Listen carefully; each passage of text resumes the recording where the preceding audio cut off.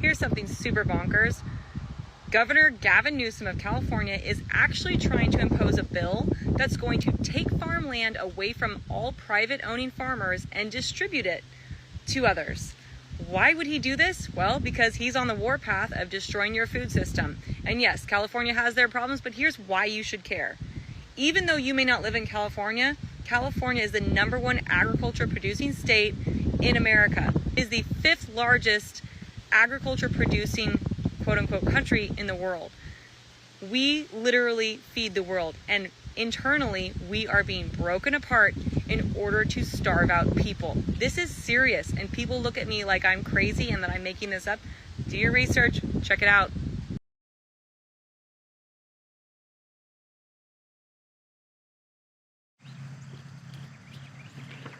And I'm going to go ahead and admit here, I thought Dairy Girl Diary was a little wacky myself. So I looked into it. That's what I do. Turns out Gavin Newsom is actually working towards reappropriation of farmland in the state of California. But he's not doing it in the sense that South Africa is doing it. Yet, anyway. Instead of just taking the land from the farmers, he's offering to buy it back through a state grant program, after he bankrupts the farmers and makes sure that their land is absolutely worthless. Sounds really good though. We're going to take all this farmland from private ownership, swap it over to new private ownership, give it to minorities, give it to indigenous groups, except for there's one problem with this, and that is not all of this land is going to be reappropriated for those purposes. Some of it may actually be reappropriated for renewable energy projects. But anyway, guys, today I wanted to talk about an issue, and I think it ties into a lot of this other stuff. Today's video is about what's really happening in Potter Valley. Some of you have heard about the water cutoffs that occurred last month in Potter Valley. The water still never came back on, by the way. Today I'm going to be interviewing veterinarian Rich Brazil. Some of you may know Rich's daughter, Keely. She is an independent journalist. You might know her as America Unwon. Rich is actually the chairman of a small group called Save the Potter Valley Project. They're trying to save the water for Potter Valley. Throughout this interview, I'm going to interject periodically with just a little bit of information, maybe to back up some of the things that he's saying with facts. Because in order to understand the motives here, when we look at Klamath, when we look at Potter Valley, some of you have probably heard of the Delta Conveyance Project. You've got to look at the bigger picture. This is a war on farms and a war on the people who eat from farms. It is a need for their land. When Newsom tore down the Klamath dams, he called it a world model. A world model for exactly what? The Klamath River being torn down resulted in low absorbed oxygen, turbidity spikes, a huge amount of sediment moving downstream, destroying salmon spawning beds. They said it was to save the fish, but get this, they killed hundreds of thousands of Chinook salmon. They all died from gas bubble disease. And if they didn't die from gas bubble disease, they died from the conditions that ended up downriver. This often makes me wonder about the Newsom project. I think he's a project. That project from LA to this is total devastation. We've been told again and again that this is about habitat restoration and saving the fish. I can tell you conclusively that Newsom does not care about the fish. He doesn't care about habitat. And in fact, he is probably one of the worst environmentalists that California has ever seen in their entire life. For any person who can rely on logic, tearing down the Potter Valley Water Project is going to destroy fish. And it's not only going to destroy fish, but it's going to destroy valuable habitat that has become home to a protected elk species, the Tule elk, in the state of California. Personally, what I think people should do is write to their congressman and have the Tule elk protected federally, including the lands that it's on, so they can't take this dam down. There are approximately 5,000 to 6,000 Tule elk left in the United States. They're unique to California, so they're all in California. To give you an idea, they are protecting wolves, and there are over 5,000 wolves in the lower 48 states. Wolves are small pack animals. So if their population of 5,000 is protected, certainly Tule elk should be federally protected as endangered. 5,000 to 6,000 Tule elk is not a very large population for an elk species, which is probably why all the wolves in California are hunting people's livestock. They don't have enough elk. But the Potter Valley District actually has over 1,000 elk, at least they do right now. This hunting season, Fish and Wildlife has actually increased the number of tags, and they plan on doing that between now and 2028, because rumor has it, and I can't get a fixation on this number, but I know that the tags and the increase and the depopulation is for real. They're doing it because they're removing the dam. The ecosystem will no longer be able to support that many elk. So the estimates that I have heard go as high as 90% removal of elk in that area. That's like 20 to 25% of the remaining Tule elk population wiped out just for the removal of a dam. So this has nothing to do with saving fish or saving habitat. Some of you might say, well, the free-flowing river is better for the fish. If you didn't learn anything from math, here's a little lesson on the Eel River. Last summer, farmers throughout Potter Valley lost water. One morning they woke up without any water. They had been turned off by FERC because the Endangered Species Act required them to shut off the water to increase flows down Eel River to protect the fish. At least that's the story we've been told, but that's not actually true. You see, because these same people who were pushing for that water cutoff to those farmers are the same people who are pushing for the dam to be removed. There's a little bit of a secret. They really don't care about the fish. Financially, they don't care about the fish, and I'll explain that to you in a few minutes. I'm going to show you guys a picture of the Eel River headwaters on September 29th. You can see it's just moving through at a trickle. The water moves from the Eel River into Pillsbury Lake and then is diverted into the Russian River and then back into the Eel River. Over the years, this has built up a huge reservoir which formed the lake behind the dam. During the summer months, for as long as I could go back looking at river flow data, the headwaters of the Eel River during the summer only reach anywhere between 1 and 10, maybe the low teens per cubic feet per second. And yet, according to Article 52 of the license for this dam, they have to supply 60 cubic feet per second downriver on a wet year to maintain the fish, and 20 to 40 cubic feet per second downriver on a dry year. Well, if there's only 1 to 10 cubic feet per second coming out of the headwaters of the Eel River, how do you think they get 20 to 40 cubic feet per second on a dry year to sustain the fish population down the Eel River? It doesn't naturally occur. You see, it actually occurs because they have stored the water behind the dam, and then they're able to release those flows to help manage the fish population, keep them healthy, and provide them cold water. Without that dam, that river would literally dry up during the summer months. Now, a lot of these environmental groups will claim that 100 years ago, over a century ago, the Eel River was a thriving river. In case any of you haven't noticed, our climate tends to fluctuate throughout long periods of time, decades, centuries. Ecosystems tend to change and modify themselves depending on what the climate is doing. When somebody tells you that they want to restore an ecosystem to what it was 100 years ago, they're coming from a very uneducated perspective that says the climate is the same that it was over 100 years ago. The snowmelt, the things that are feeding into the Eel River's headwaters are the same as they were 100 years ago. Ironically, the same groups that are pushing this narrative will also tell you that climate change is destroying our planet. So which one is it? Hypocrisy doesn't matter if you're getting paid enough. If you are somebody who, I am an angler. I love fishing. I am an outdoor enthusiast. I love nature, the environment. I've always grown up that way. I went to school on a science scholarship for trying to figure out how to save marine habitats that had been impacted by bulkhead seawalls because I grew up in Florida. I care very, very deeply about our environment. I care very, very deeply about animals. What I see here is an ecosystem that has developed over the last 100 years. And even though it's a man-made ecosystem, that ecosystem has become home and has supported numerous species of which are endangered. And even if they're not listed as endangered, like the Tule elk, they should be federally protected. If we're going to protect 5,000 wolves, why aren't we protecting, in a large herd mammal, why aren't we protecting their herd sizes? But these groups who are pushing for this are pushing for the utter destruction, the depopulation of Tule elk and an unmanageable disruption of salmonoid habitat. You cannot make this stuff up. The science says it all. You can't make more water come out of the Eel River headwaters than what is currently coming out of there. Unless, of course, you put a dam in there, collected the water, during the spring runoff when there's more water than the fish need, and then slowly release it throughout the summer. Trust me, folks, those fish will not be there if this dam comes down. Newsom is not this environmentalist people think he is, or he projects himself to be to these groups.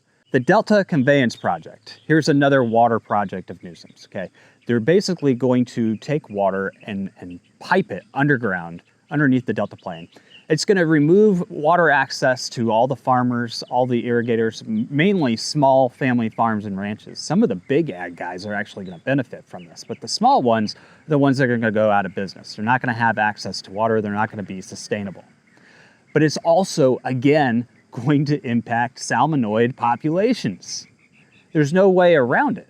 What's happening in Potter Valley is an environmental catastrophe. This is an ecosystem that has been created over 100 years that they are going to disrupt, destroy the lives, depopulate. Not just the farmers, although they will do that too, and anybody else who has relied on this lake for fire control. There'll be loss of human life for sure. But this will also impact the Tule elk and numerous salmonoid species and other fish. I would encourage you to stop donating to these groups.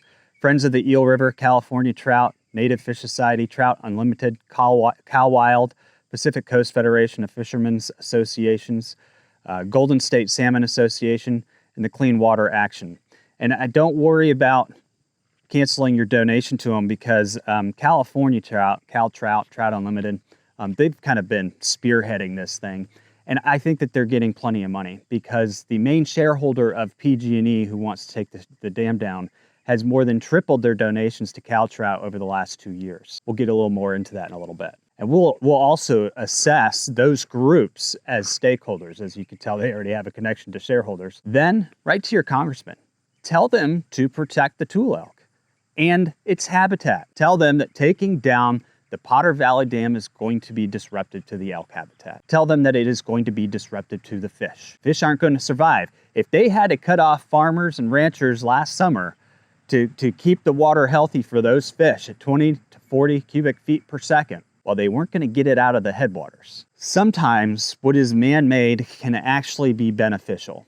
And it's okay to be somebody who is an environmentalist and recognize that sometimes we create the perfect habitats. We're animals too. I know the dehuman ones don't want to think we are.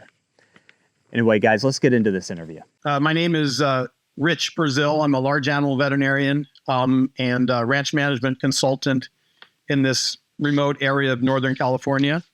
I've been living here since I graduated from vet school in 1988. So my wife and I moved here at that point. My wife's a veterinarian also. And we, started our family, started practice, been here ever since in this small remote mountain valley called Potter Valley. And now what's made this valley special, made this region special, which is the water that comes through the Potter Valley Project, is scheduled to be removed. So the water to this area is going to be basically shut off, and that's the current plan. PG&E, this electric power and electric company in Northern California, has filed with the Federal Energy Regulatory Commission, FERC, for decommissioning of that project, and that will leave this area without water. So we're trying to stop that. So I'm currently, we're not an incorporated town. There's probably 1,500 people that live in the valley. It doesn't just affect the valley. It actually affects more than 600,000 people, but we're kind of, getting the first impact of that. We are the initial location, and with the impact shutting off the irrigation water earlier this summer, we began to feel the taste of what everyone's going to feel downstream here pretty soon, as soon as they remove the dams. So we've formed a local group called Save Potter Valley Project. I'm the chairman of that board, and we're trying to stop this thing if we can. Is 600,000 about a right estimate of how many people would be impacted by the loss of this water? Yeah, 600,000 at least. I've heard a more recent estimate of about 750,000, because this begins here in Potter Valley, goes all throughout Mendocino County, inland Mendocino County, down through Sonoma County, all the way to the ocean at Bodega Bay, but also impacts Marin County because, just north of San Francisco, because they are dependent on this water also. A lot of this water is piped down for their domestic use. The water in the Russian River will disappear 5 years out of 10, which means because there is no storage, right? half the time our county will not have water. And this impacts all the way down to Marin County, which is a very affluent county. And most of them aren't even aware, but Marin County at large receives roughly 25% of their water from Sonoma County. And Novato, which is one of the northernmost cities in Marin County, receives approximately 75% of its water from Sonoma County. So you have arguably a 3-county spread that relies on this water source that will lose half of their water supply. And that's not including drought conditions. When they lose this water supply, mainly municipalities will still have water, but the cost probably will go up, right? Correct. But we can't guarantee that there will be sufficient water for the municipalities either. Right now, most municipalities have about 2 years of water storage on hand. But as we've seen in California, we have a tendency to get exposed to extended drought conditions. This project started 100 years ago. So a lot of the people who live in that area, do you think they ever even thought about the fact that the dam could be removed at some point in time? No, that just seemed, kind of a crazy idea. And there were rumors, there have been rumors in recent years of that possibly happening, but that just seems so far-fetched that, no one would, follow through on such a crazy idea.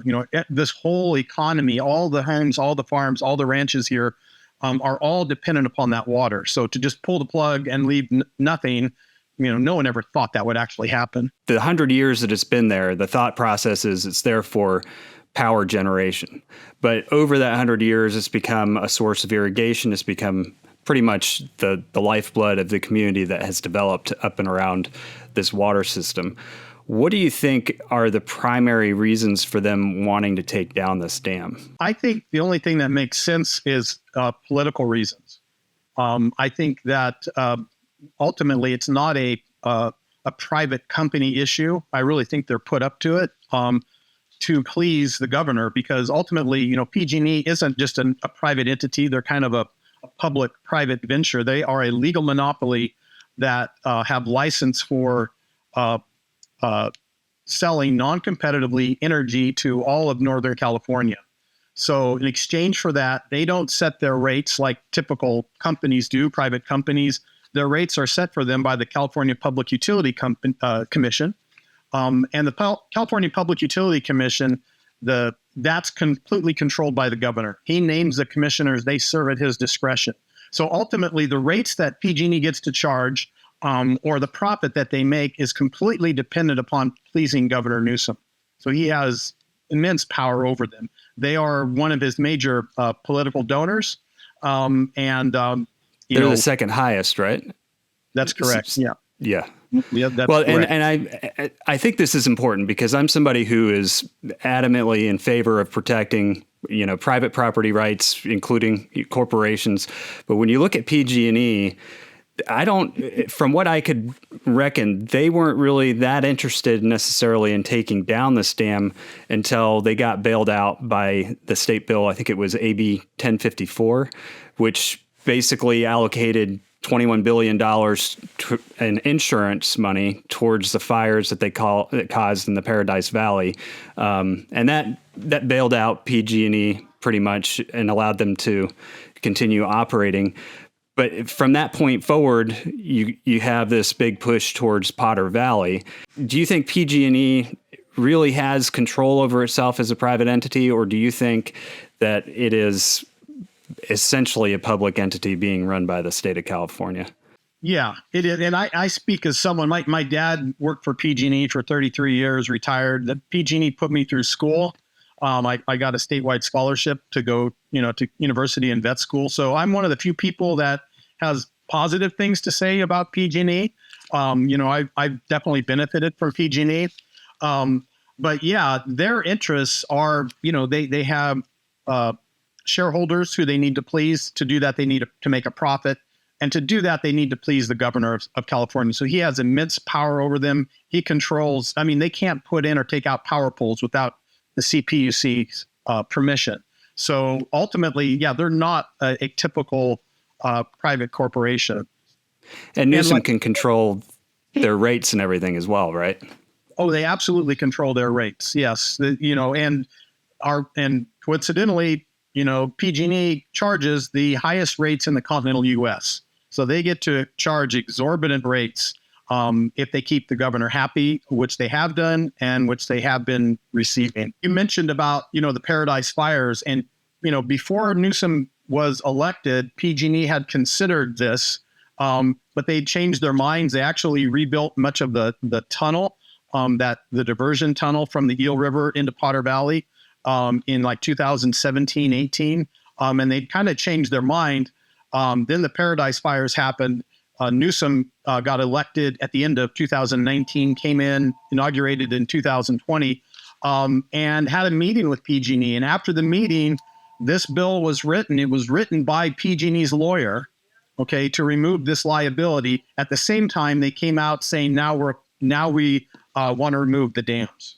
This is another weird thing about PG&E. Okay, so before the Paradise Valley fires, they had considered taking down the dam, but then they went back on that and decided they were going to keep the dam. They had considered taking out Diablo Canyon, but then suddenly, the same time they reversed decision on the dam, they also reversed decision on Diablo Canyon, because if you take down all these power dams, you've got to have power from somewhere. So they decided to try and keep the nuclear facilities operating. But they've got these projects that they completely U-turned on after the Paradise Valley fires. And I realized that Newsom shook up the whole board, which I guess he didn't influence who was on it. He just said he didn't like it the way it was. And apparently he likes it the way it is now. But it's just interesting. Diablo Canyon supplies 8 to 9% of the total power to California. And in order to keep that facility up and going, they needed $1.1 billion, which they thought they were going to get from the federal government. I think the costs actually came out to $1.4 billion, and the federal grants that they received were actually around $700,000 or $700 million. So you have this huge gap of hundreds of millions of dollars that have to be paid from somewhere. Well, the state of California, California taxpayers actually backed up to $1.4 million in loans to PG&E for this Diablo Canyon plant. Now, I think this is important because if you're looking at ways of getting rid of this money pit, which is basically what I think what they're working towards. They wanted to keep Diablo Canyon open long enough that they could get more renewable energy, but then they're taking down all these dams on Klamath, on Potter Valley. You're taking down all these hydro dams. So where are you going to suddenly get all this renewable energy from? You're going to get it from solar farms. And there are a lot of solar projects across the United States. One of the biggest problems with solar projects is getting your hands on land. I hate to say it, but there's going to be a lot of available land around Potter Valley after they shut down the Potter Valley project. So I don't know, that could just be my own thought process, my own theory, but I'm looking at this thinking, okay, you have this dramatic reversal on, where you're generating power from. You decide to keep this one power source, which is a massive money hole. But now, for the long term, to get the taxpayers and to get California out of the hole by hundreds of millions of dollars, you've got to figure out where you're going to place all this renewable energy to make up 10% of California's power grid. Where are you going to put it? On top of that, you have Ivanhoe and Mojave Desert that completely failed. They put $2.2 billion into. That'll be shutting down in 2026. It took more natural gas to run Ivanhoe than they ever produced out of solar energy. It's just interesting how PG&E suddenly reversed course on so many things. There's been a lot of optics around this about saving fish. But I think when you look at these water systems, a lot of this water, if it's free flowing, just goes out into the ocean. So by retaining the water, based on what I have seen from a lot of different sources and studies on this, even during the summertime, the Eel River doesn't typically benefit from the system, except for during the summertime, they can release excess water into the Eel River, providing more cold water for the fish. So everything that I've read says that this project actually is better for the fish than removing it. Is that kind of your take on it? Yeah. So, 80% of the flow that comes from Lake Pillsbury doesn't go through the diversion. It continues down to maintain summertime flows in the eel. So it's maintaining the eel. Lake Pillsbury is maintaining the eel in the summertime. What a lot of people, especially people that aren't from California, don't recognize is, we have a very Mediterranean climate. We get all of our rain from October to April. And after that, we don't get any rain. It rained yesterday for like the first time since, March or April. So our rivers are full to flooding during the wintertime, and then everything goes dry, which is why Lake Pillsbury was built. They put in the diversion tunnel. So I could maybe explain just kind of the situation as to how this works, if you want. Sure. Yeah. So the Eel River system is a massive water system. It receives over 8 million acre feet of water every year in rainfall. The vast majority of that flushes out into the Pacific Ocean, completely unencumbered. It's basically just goes into the ocean. It's a massive system. There's like 5 major branches. On the tip of one of the major, on one branch only, the farthest from the ocean, at Potter Valley, the Eel River system comes in close location to the Russian River. A very industrious person named Van Arsdale recognized that in 1905 and looked at the map and said, hey, there's a 450-foot fall from the Eel River system down into the beginning of the Russian River system at Potter Valley. And if we could simply put a tunnel there and divert that water, then we could produce a continual source of electricity very cheaply. So that was done. It was completed in 1908 through actually mule teams. They had a mule team on one side of the mountain and a mule team on the other side, and they met in the middle only a foot off, which is amazing, right? And so they started that. They built a small dam called Cape Horn Dam, made a small reservoir called Van Arsdale Reservoir, simply to facilitate water going down the hole, going down into the pipe of the diversion and coming downhill. But, within a few years, they realized that in order to have year-round flows, they had to have another source of water. They had to have another dam upstream. And because otherwise the eel goes dry. The eel goes dry during the summer, so they couldn't divert any water during the summertime. So that's when they built Lake Pillsbury, 13 miles upstream. It's 172 miles from the ocean. They built Lake Pillsbury and as a source of water to hold some of that massive rainwater and then to slowly release it to then feed the Potter Valley project. But again, 20% feeds the project, 80% continues downstream. So we have no water in these rivers in the summertime without some source of reservoir. And that's what that was created for. I'm going to show you guys a picture of the Eel River headwaters on September 29th. You can see it's just moving through at a trickle. During the summer months, for as long as I could go back looking at river flow data, the headwaters of the Eel River during the summer only reach anywhere between 1 and 10, maybe the low teens per cubic feet per second. And yet, according to Article 52 of the license for this dam, they have to supply 60 cubic feet per second downriver on a wet year to maintain the fish, and 20 to 40 cubic feet per second downriver on a dry year. Well, if there's only 1 to 10 cubic feet per second coming out of the headwaters of the Eel River, how do you think they get 20 to 40 cubic feet per second on a dry year to sustain the fish population down the Eel River? It doesn't naturally occur. You see, it actually occurs because they have stored the water behind the dam, and then they're able to release those flows to help manage the fish population, keep them healthy, and provide them cold water. Without that dam, that river would literally dry up during the summer months. I think that there are a lot of people who think, this is all about protecting fish. But if you look at a lot of the things that Newsom's been doing lately, for example, the Delta project, the conveyance project, that actually is harmful on its impact of fish.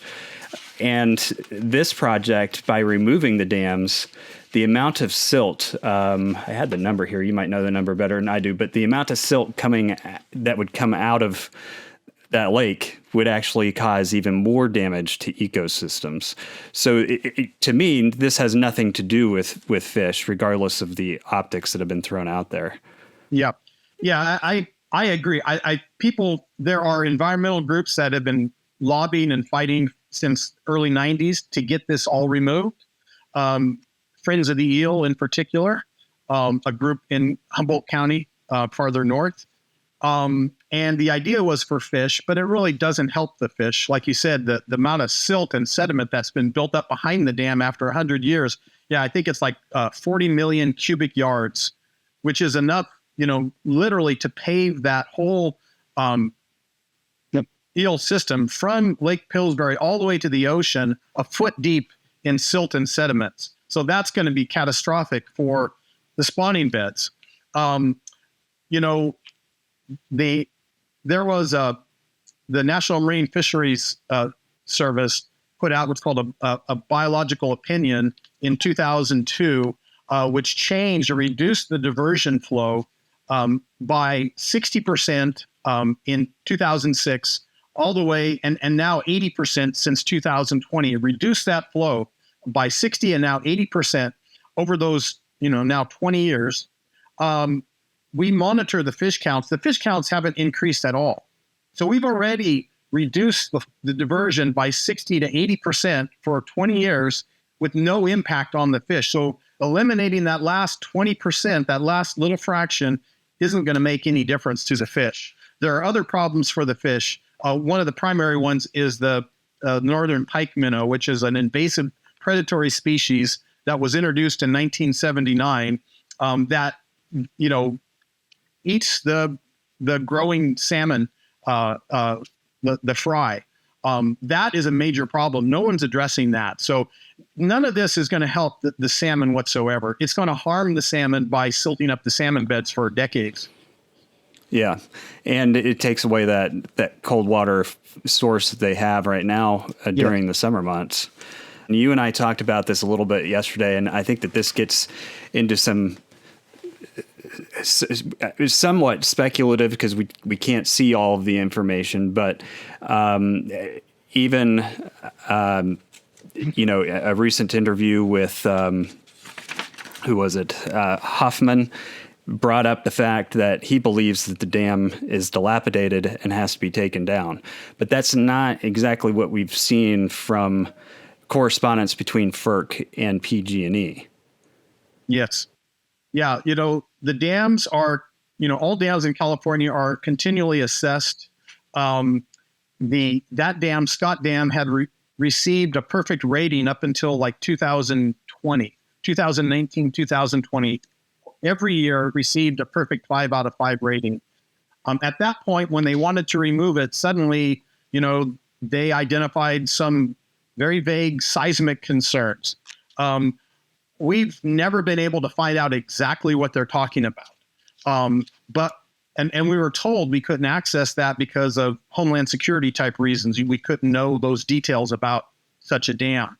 But actually that wasn't true. The report was finally, uncovered by a mayor downstream, dug into it and found it. And what the report says is that the dam is suitable for continued safe and reliable operation. And then it also says that it's safe for continued use within an 850-year window. So, and recently at a public meeting, PG&E admitted that, the dams are safe. So there's lots of optics and lots of, kind of disingenuous things that have been stated. And it seems all of that simply accomplishes the purpose of getting those dams removed no matter what. Yeah, well, it's as far as the safety is concerned, from what I could tell, they had done a kind of an unreliable basic test. And from the correspondence you have from FERC, obviously there were more questions coming from the federal government, like, well, what do you mean? And the correspondence that I read back and forth, they never actually said whether it was or wasn't safe. But that also led to them lowering the water levels by 10 feet. But PG&E in their own statements were saying, you know, these tests aren't accurate. But the secondary test they did, they said was 20 years old, so they couldn't completely rely on it. And then in the end, they just came back and said, we're not going to do any more testing because we don't want to keep the dam. That's kind of my take on what I read between the correspondence. Yeah, that's this we can find as well. We can't find anything more concrete. It seems to be statements, but nothing substantive or substantiated. And all of this happened right after their big bailout. Yes, right. Real coincidence. Yeah, well, I mean, I don't want to be a conspiracy theorist, but it does kind of look a little bit like there was a quid pro quo in there somewhere. Well, also, Pete, Governor Newsom stated in an AP article January 2024 that he would specifically remove these dams. He named, Cape Horn Dam, Scott Dam, that he would remove them. Well, how can he remove something that belongs to someone else? How does he have that power, right? That begs the question. So he is the one who's taking credit for getting these dams removed. He's stating that he's able to do that. So I think anybody who looks at it from the outside can see that he has control over PG&E. Okay. And it almost is, and I don't want to go too far down that rabbit hole, but looking at it from an outsider's perspective, there's a lot of money that goes from PG&E back to him through campaign financing. And then on top of that, taking this dam down is a huge expense, but PG&E isn't actually the one that's going to bear that expense. Right. So they are a private company when it suits their purposes, and then they're not a private company when it, suits their purposes. So, the estimate from PG&E is $532 million to decommission. According to Huffman's office, our congressman who's orchestrated this, that cost is not going to be paid by PG&E, but it's going to be transferred to the ratepayers through a rate hike. He's going around telling everybody that the dam is dilapidated and needs to come down. And he's also stated, and we'll get to this in a second, but he's also stated that there hasn't been any interest of anybody to purchase the dam. And that was a pretty recent interview, September 9th. So he's definitely pushing this narrative forward that it's unsafe, it needs to come down. And now he's putting that cost, from what you said, he's orchestrated legislation that would allow them to put that cost back on the customers. Yes. And also, he has, I think the whole thing has been constructed to go only one way, which is dam removal. So he is the one, as, and I don't quite understand how he would have this authority, but he is the one who initially identified the stakeholders who could maybe come together and keep the dam. Local stakeholders are taking the reins in developing a collaborative, science-based approach for the Eel River and the Potter Valley project. And by doing it that way, I think we have a great chance of meeting the needs of both people and the environment. So it's a promising first step, gives me a lot of confidence that we can find a productive way forward. But the stakeholders are predominantly those who have singly an interest in removing the dams. Not those who have an interest in keeping the dam. So specifically excluded as a stakeholder are the residents and the property owners of this area, of Lake County, of Mendocino County, of Sonoma County. We have been specifically excluded as being considered a stakeholder, while Cal Trout has been identified as a stakeholder, and Trout Unlimited has been identified as a stakeholder. And a tribe many miles downstream who isn't even on this river, who's actually going to get paid if the dams come out, they've been identified as stakeholders. While excluding Potter Valley tribe and the 9 other tribes of this local area that are going to be impacted. All right, so I mentioned funding earlier, and Cal Trout and Trout Unlimited, they're really kind of the same. Cal Trout is like a division of Trout Unlimited. But when you're in a situation like this, you would think that the stakeholders wouldn't have a connection at all to the shareholders. And that's just not true. CalTrout has received, in the past, $167,000 pledge from Vanguard Charitable Trust. And that doesn't sound unusual. They've also received a few random donations here and there from them. But in 2023 and 2024, so the years leading up to this movement, this information movement to take down the dams, and that's factual. This is when they started the information movement to take down Scott's Dam, to take down Klamath. Vanguard really leveled it up. They gave in 2023 $253,000 to CalTrout, the division of Trout Unlimited. And in 2024, they gave about $347,000. One of those years is a 300% increase in anything Vanguard did for them in the past. I'm not saying that there is anything illegal going on here, and I'm not trying to say that a shareholder is trying to influence an advocacy group to do something that would benefit the shareholder. I'm just saying that the optics here don't look very good. I mean, clearly in the last couple of years, Vanguard felt that CalTrout was worth investing a lot of money into. JP Morgan Chase, who is also a large shareholder of PG&E, has donated, I have to say, undisclosed amounts to CalTrout and Trout Unlimited because I don't have those specific numbers. I just know that they have supported the organizations over the years. It wouldn't surprise you that PG&E themselves were the 15th annual gala and auction sponsor for CalTrout. They were also a sponsor for Trout Unlimited's San Francisco gala. Like I said, I'm not saying that they're doing anything illegal. I wouldn't even know if that's illegal or not illegal, whatever.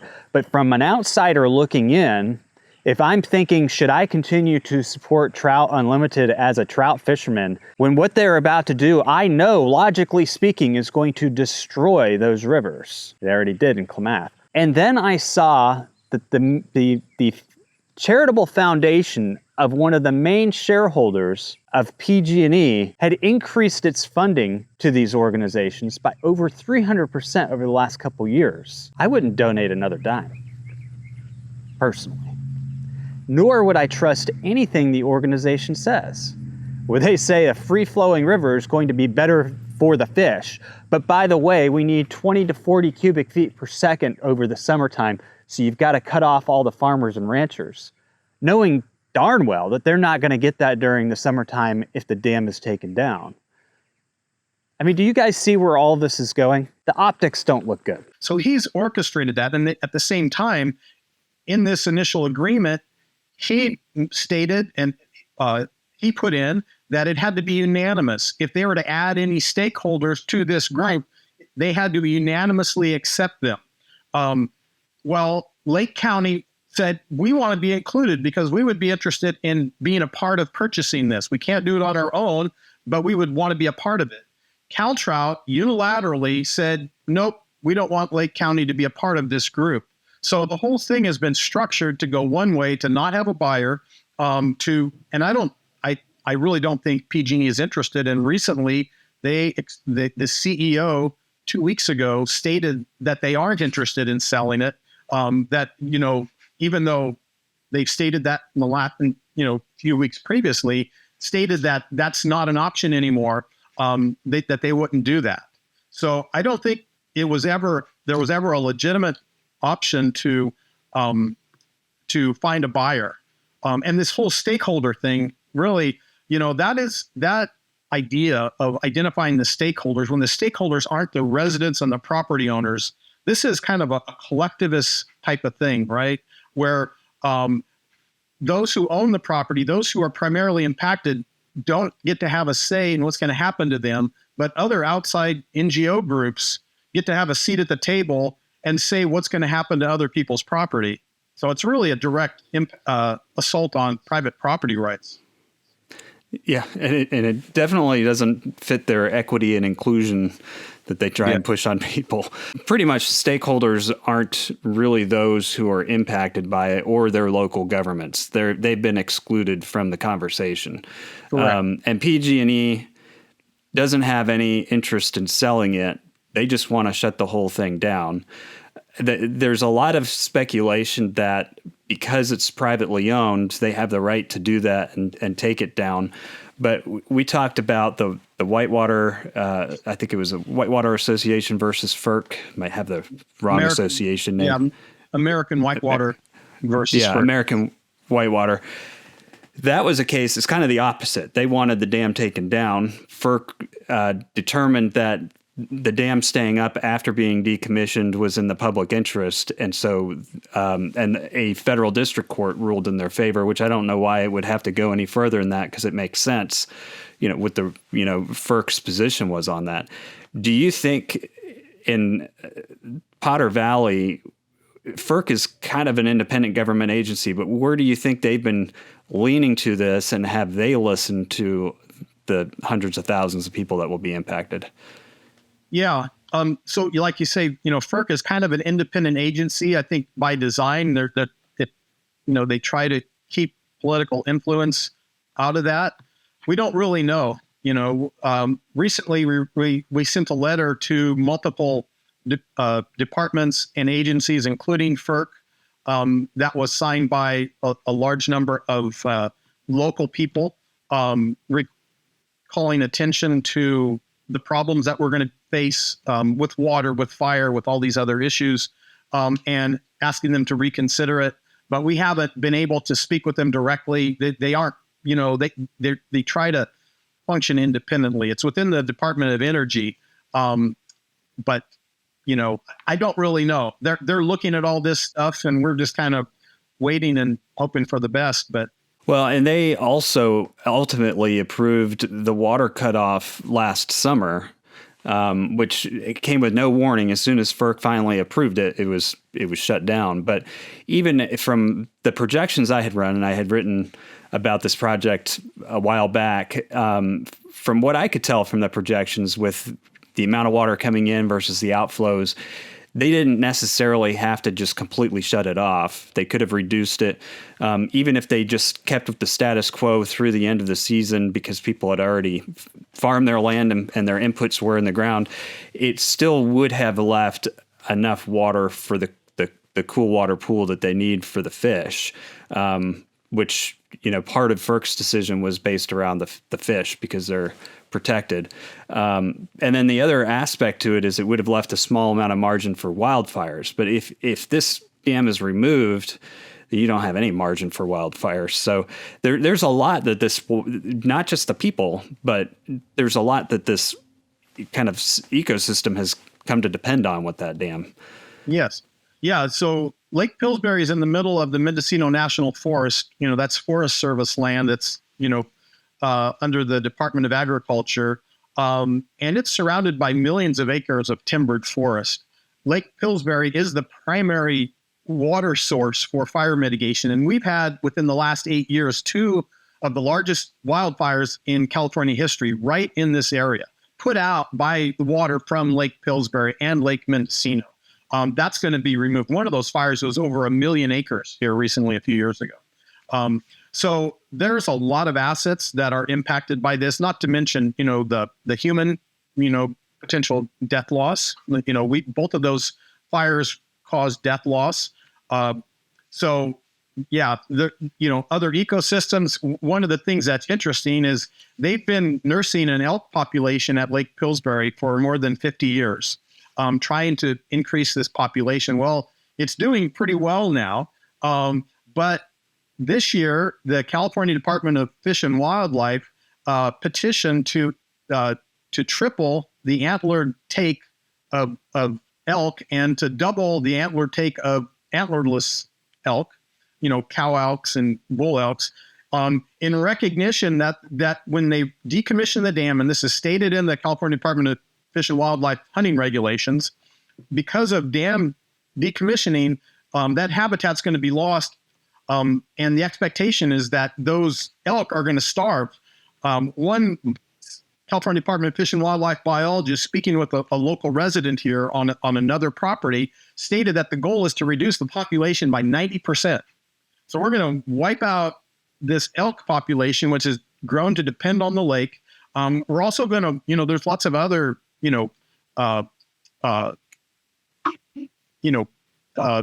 ecological systems throughout Potter Valley, through the river that's now going to be dry during the winter.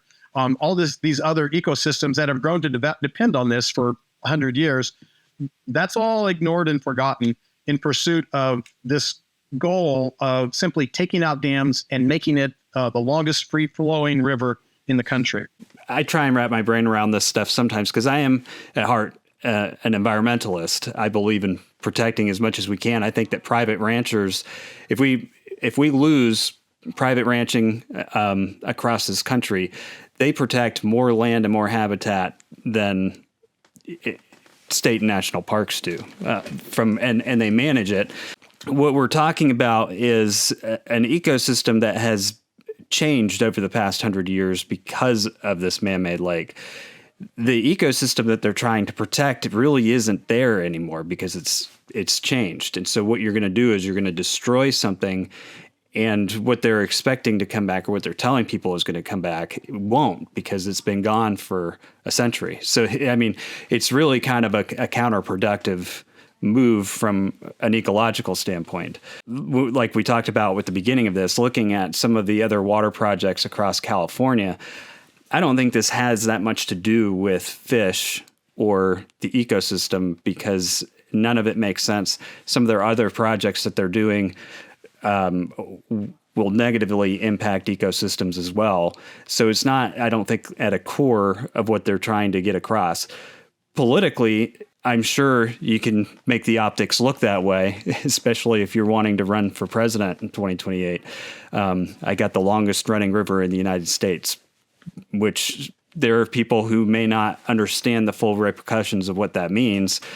Just kind of looking at all of these different projects across the state of California, it seems like a lot of these policies, from Point Reyes to even the Delta project, they all seem to impact family farms and ranches within the state. I mean, it makes them unviable to continue to operate if these projects continue through. And it's not on a small scale. I mean, in Potter Valley alone, you're talking a massive scale, even with the Delta project, a pretty big scale. And then they just implemented, what was that, $1.50 an acre assessment on farms and ranches for water. So they're making it virtually impossible for people to be able to stay in business out there. Are you kind of getting the same impression? Yeah. Oh, it definitely an assault on independent producers who are more and more outnumbered politically. Yeah, I don't disagree with that at all. I think independent, can-do people are not favored, politically favored these days. And I think we see an assault in a lot of different ways on those who, are able to fend for themselves and are able to, produce for others. So, yeah, I don't disagree with that at all. Well, I mean, if you're not dependent on the government, then you're not a friend of the government because you're right. You're not of use to them. But the state also has a program in which the state is providing money to buy back property from farmers that want to sell to the state, or let's say their property's been devalued to the point where they have no other buyer because they have no water. And then they're reallocating that, or they say they're reallocating that property to minority groups or indigenous groups. But then you also have, on the flip side of this, PG&E, who makes a lot more money off of operating solar farms than they do operating a hydro dam. And so the amount of, especially when you consider an aging population in the agricultural sector, over the next 10 years, you already have this massive transfer of property value and wealth. It almost seems like a lot of these things kind of put in the hands of, a select few control over how that's going to look, 10 years into the future, as people are retiring. They're not going to, their kids aren't going to want some land that they can't get access to water from. And so you end up with this completely different dynamic in 10 years in the state of California. And, some of their solar projects, like the $2.2 billion one out in the desert that they're shutting down right now, that was government funded and then completely flopped. Some of these projects just don't even go through. They don't happen, but it doesn't change the fact that there seems to be this desire to control what it's going to look like 10, 15 years from now with this major change in who owns what property. Yep. I think you're right. I think that seems to be kind of an underlying theme, underlying objective on a lot of these things. Some of the other reasons that they've given, the fish, with the dam itself, you mentioned that they cut 60% of the water flow through the dam over the years. Is it really that unprofitable for PG&E? They considered keeping it open up until right. the Paradise Valley fires. Yeah, that's just another thing about that kind of undercuts this whole argument that they're a private company. They're wanting to do what's affordable. Publicly released expenses from PG&E with regards to the Potter Valley project, their direct costs have been listed for I think the most recent year, 2023, of $578,000. That was the cost to run the system, the direct cost, $578,000. And yet with just a modest, at a reduced capacity electricity generation from the reduced flows that we have, there should be at least like $1.9 to $2 million in value of electricity generated during that time. So it doesn't seem that it's the big loser that they say. So all these things don't really make a lot of sense. I don't think they're losing a lot. This was put in 1908. A lot of the stuff was original. Once it was built, it's just been turning the turbine.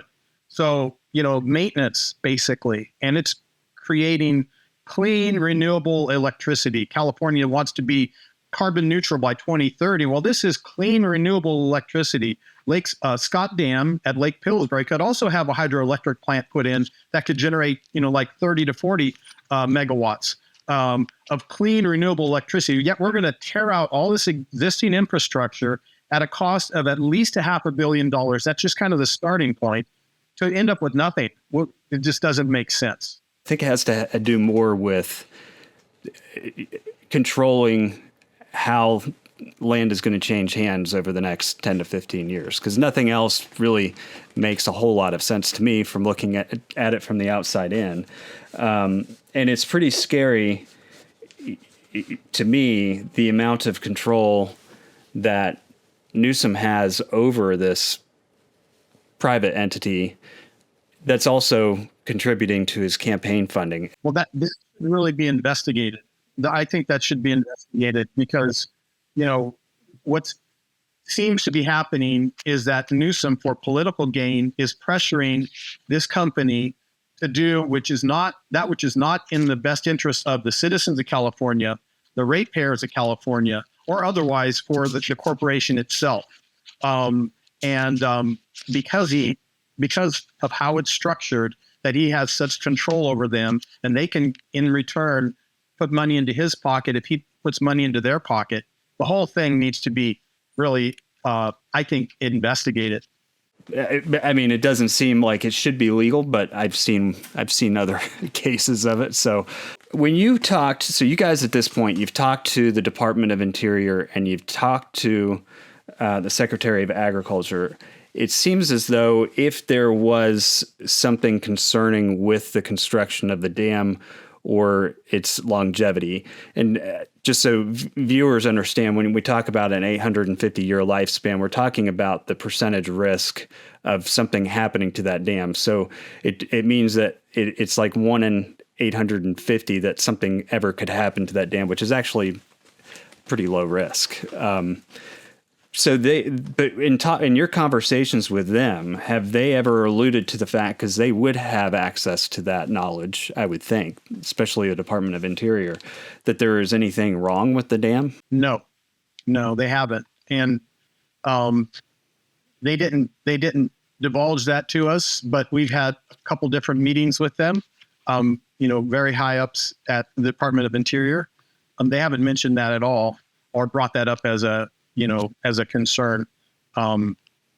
they, basically their statement was, we really need to try and help these people.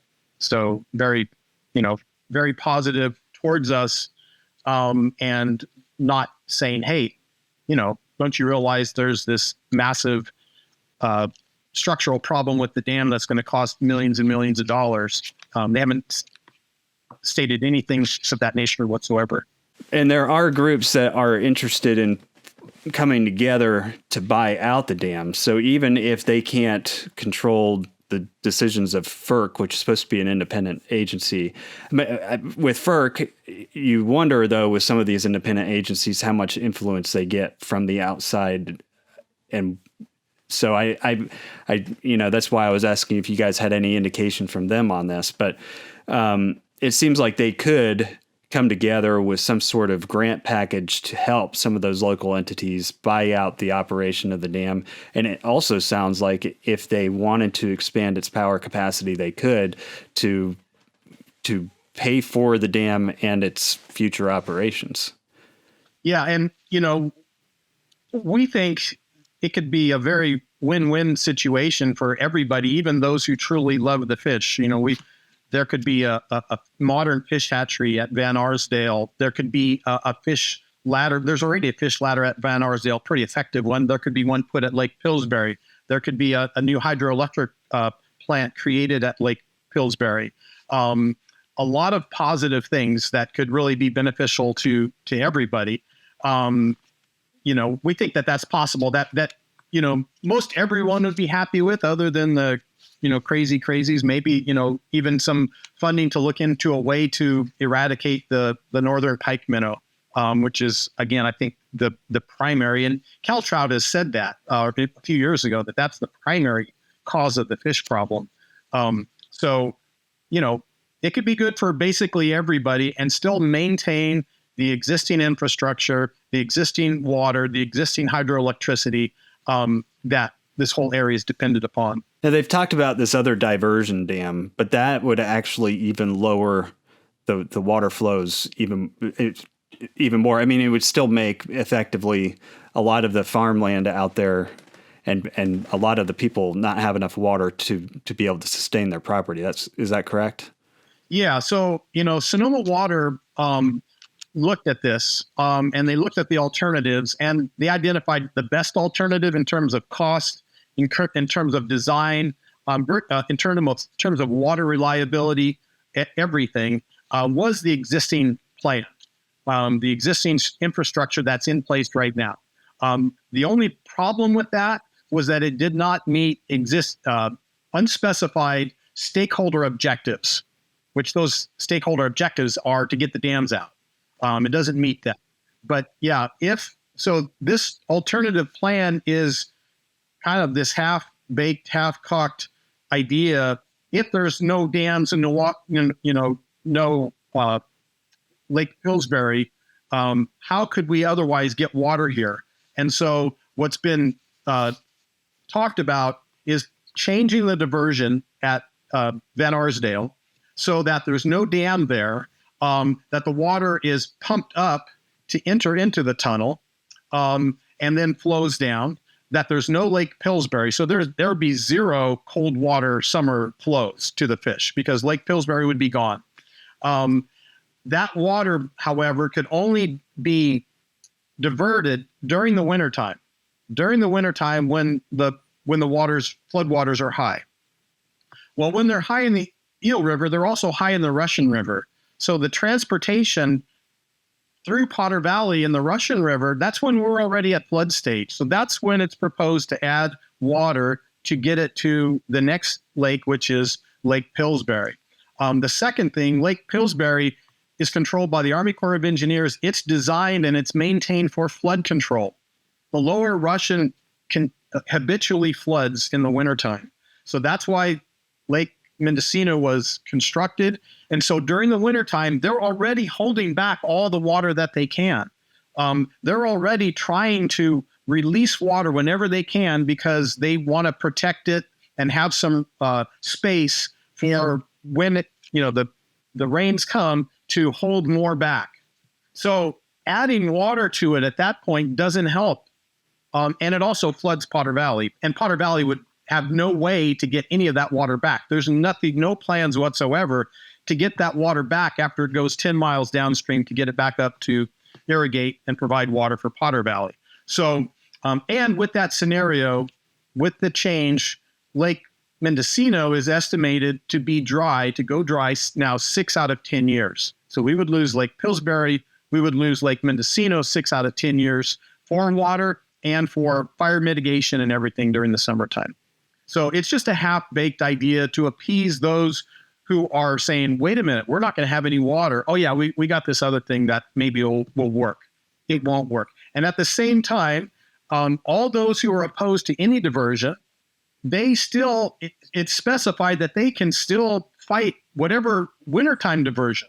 So those who don't like, who don't want any diversion can still sue, Friends of the Eel can still sue and say, hey, that wintertime diversion is also harming the fish, and that needs to be reduced further as well. So it's a half-baked idea that's not going to work. So what are you guys hoping at this point you can achieve to solve the problem? And have you put any of these ideas out there to Secretary Rollins or the Department of Interior? And I mean, I know that PG&E has pretty much just said no to everything, but what are you guys hoping you can do? Yeah. Well, we would like there to be some kind of a reset where those who have a vested interest in this can have an opportunity to buy the resources from PG&E and take them over to continue the water, to continue the electricity production. So perhaps grants through USDA or the Department of Interior to assist with that as well, or legislation for a federal purchase and a federal takeover. We would take any of that, because the alternative to leave it in the hands of the state of California and Governor Newsom means our homes are going to be worthless, our wells are going to be dry, our farms and our ranches are all going to disappear.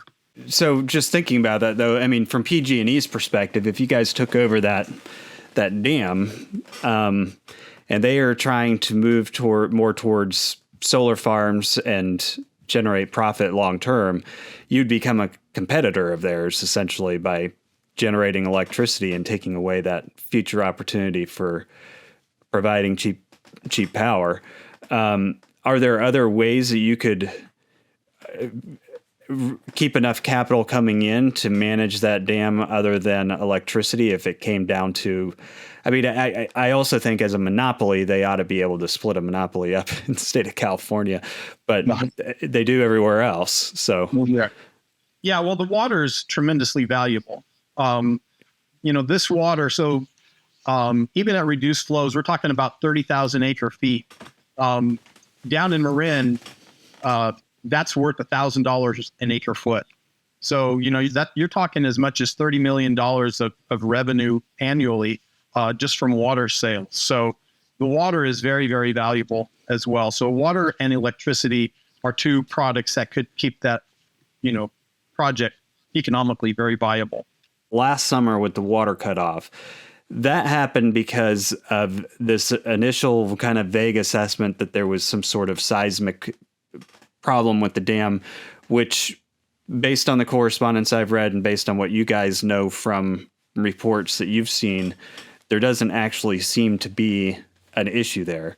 But because of that, they lowered the water levels by 10 feet. How much of water was that in the overall I think it's scheme of like things? A quarter of the capacity. I think it's about a quarter of the capacity of Lake Pillsbury. And so that decision basically led up to the issue this year where they were afraid that they would drop, to the point of damaging fish populations, which with just an assessment of inflows and outflows, I don't think that that's true, but I think they would have gotten down pretty low, but they could have done it any number of ways. They could have just reduced flow, not down to, it came out a trickle one day. Did the water ever come back on? No, we're still in the same situation. And in fact, like I spoke to earlier, a couple days ago, Friends of the Eel basically put FERC on notice and said, hey, if flows have to be reduced further for, because like you said, they lowered the water level, and then they're required to continue to release it. And now they got to a point where they think it could, there could be danger even to the structure if they let it get too low. And so Friends of the Eel wrote a letter to FERC saying if flows have to be reduced further, they have to be reduced more towards Potter Valley, that diversion. You can't reduce it further for the fish because, the fish are important and all that. So they're still pressuring to reduce the flows even more, and they're going to be pressuring to reduce the flows even if this new diversion is put in. They're still going to fight to eliminate whatever diversion is happening through to Potter Valley. So, the flows haven't come back. Friends of the Eel are saying, hey, if it gets any lower, or if you have to reduce it any lower, say the rains are slow in coming this fall, everything has to be shut off to Potter Valley because the fish need it. Which, at the same time, if they achieve their objective, there will be no cold water flows coming from Lake Pillsbury from now and forever. With the water cut off, what has been the impact to ranches and farms in that area? Irrigation water has been, dramatically reduced. A lot of people have, depend on that during the summertime because this is typically an arid valley. The irrigation maintains the aquifer here. So many people on the valley floor within the irrigation district area, they depend on like every 2 to 3 weeks irrigation to maintain the well water for their homes and domestic use.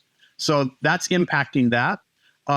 People that have irrigated and they have cattle or sheep or whatever on these pastures, they've had to begin to feed earlier.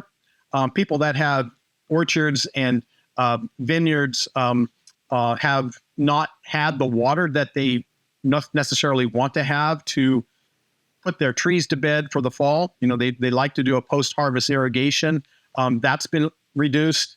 So it's severely impacted everybody. But, the main point is this is just a little taste of what's to come, because once they pull the dams out, there will be no water. All those, the pear trees are no longer going to be productive. There will no longer be any irrigated pasture for any ranching. It's going to be gone completely. So we're just getting a taste of, kind of what's coming down the pike, and they want to have it out by 2028. Yeah, that's right around the corner. Yeah. Well, Potter Valley's home to a lot of Canadian geese, lots of ducks, lots of quail, lots of deer. There's probably an elk population in excess of 1,000 head in this 7,000 acre valley. That's all going to be lost, when the water's gone. That's all going to be altered. Like you said, this ecosystem that's been established for, since 1908 is going to be totally altered. And I get it. Sometimes I love the concept of returning nature back to its beautiful state that it once was. But we're talking about an ecosystem that has been developed over 100 years and has become the home to such incredible biodiversity and such, incredible species. And it's helped manage those species while also benefiting farmers and ranchers, private landowners who are outdoorsmen, who are out there protecting their land and their environment themselves. When you look at the overall picture of this thing, that part of California is beautiful for a reason. And all of that could be destroyed from this. Anyway, guys, until next time, stay tuned. We've got more for you here on Yanasa TV.